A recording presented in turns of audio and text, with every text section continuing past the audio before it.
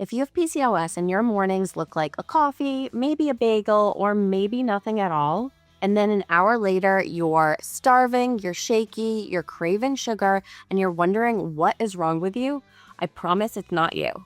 In today's video, I'm going to share 3 breakfast ideas that keep you feeling full, support insulin resistance, reduce your cravings, and actually taste good. And I'm going to explain why each one works effectively so that you can build your own breakfast confidently at home. Let's start with the foundation first.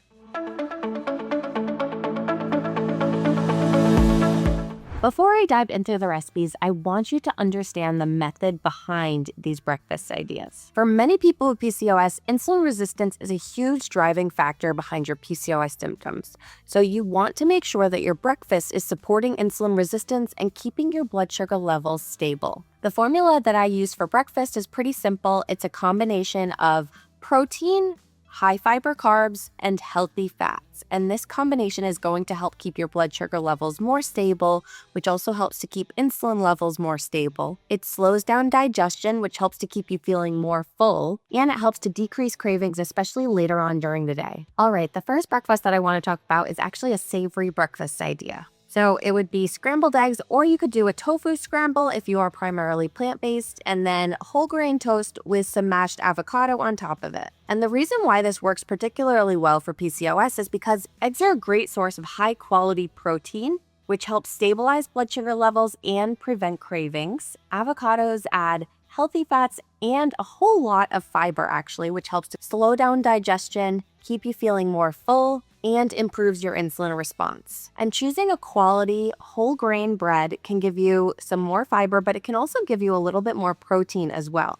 Because while eggs are a good source of high quality protein, they're not super protein dense. And having 2 eggs in the morning is really only going to be giving you about 12 grams of protein, which generally isn't enough for most of us to really feel full for a long period of time. There's lots of really great bread options available nowadays, especially brands like Dave's Killer Bread or Ezekiel Bread. And when you add a couple of slices of whole grain bread to your breakfast in the morning, you can easily be adding 6 to 8 grams of fiber or 8 to 10 grams of additional protein as well, which is going to help you feel significantly more full for that morning period. So this breakfast is not only balanced in terms of macronutrients that it has, like fat, protein, and fiber, but it's also going to give you a lot of nutrients that we need more of with PCOS, like folate, vitamin D, choline, magnesium, and potassium. The second PCOS-friendly breakfast idea is overnight oats. Now, these are a particularly good idea if you are someone who tends to be strapped for prep time in the morning.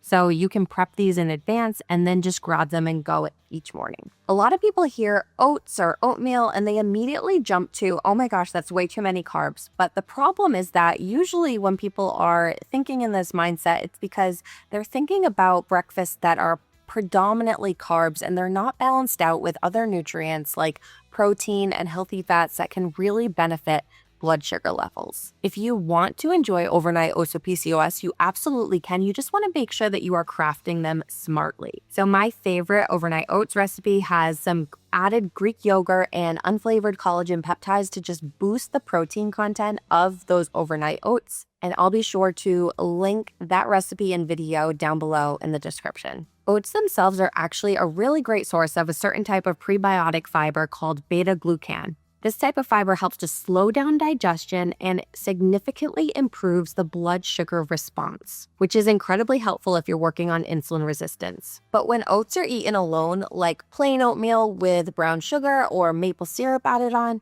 this is when you are going to see a much higher blood sugar spike and a subsequent blood sugar crash. When you add things like Greek yogurt and protein powder into the mix, you are going to keep your blood sugar levels significantly more stable, which is going to help keep you feeling full for the morning period, and it helps to reduce cravings later on in the day. You're also adding in valuable probiotics that can help support your digestive health and your gut microbiome, which helps to support your overall health. Adding chia seeds or flax seeds into your overnight oats helps to not just thicken them up, but it also adds more fiber, but also a lot of healthy fats, particularly omega-3 fatty acids, which are really potent and helpful for lowering inflammation that's usually seen with PCOS. And again, in addition to being a balanced meal for PCOS and blood sugar control, this overnight oats recipe can also provide you with additional nutrients that support your PCOS symptoms, like magnesium, calcium, B vitamins, and iron. And of course, this is just a base recipe, so you can always add your favorite toppings or fun little additions to give yourself more variety and prevent boredom. My favorite toppings for this overnight oats recipe are chopped up apples with some added cinnamon and allspice, and then chopped up pecans as well. Gives it a little bit of an apple pie vibe. The third PCOS-friendly breakfast idea is a blood sugar balance smoothie. So smoothies can either be amazing for PCOS or they could honestly just be a blood sugar disaster. If you're grabbing a smoothie from your local cafe, it's probably going to be a blood sugar disaster. But if you're making one at home, you really hold all the cards and you can build one that's going to keep your blood sugar levels stable, squash those afternoon cravings, and keep you feeling full.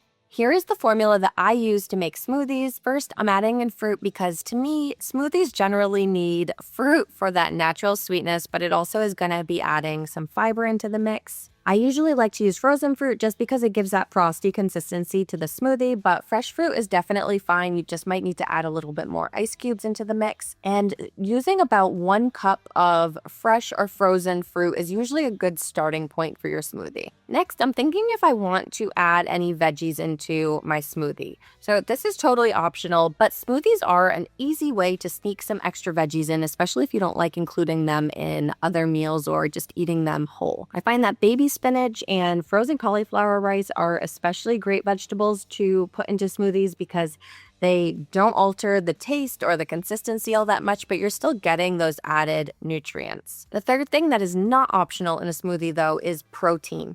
So you can add this in a variety of different ways, from whole foods like Greek yogurt, kefir, cottage cheese, or even silken tofu, but you can also easily add protein powders or collagen peptides to boost the protein content of your smoothie. You'll want to aim for at least 20 grams of protein for your smoothie, but this is something that you'll probably want to experiment with because you might find that yes, 20 grams is fine, but you really feel your best when you aim for closer to 30 grams of protein in that morning smoothie. The fourth thing that you'll want to include in your smoothie is healthy fats, and this is the one that I find most people forget about all the time, but it really makes a big difference for blood sugar control and cravings. 1 to 2 tablespoons of a healthy fat source is a good starting point for your smoothie. And the last thing, of course, is your liquid. So about 1 cup is a good starting point, but you may need to add more or maybe even a little less to get the consistency that you really prefer. And then you can always add in some flavor enhancers to really get that flavor that you love. So that could be something like cinnamon, ginger,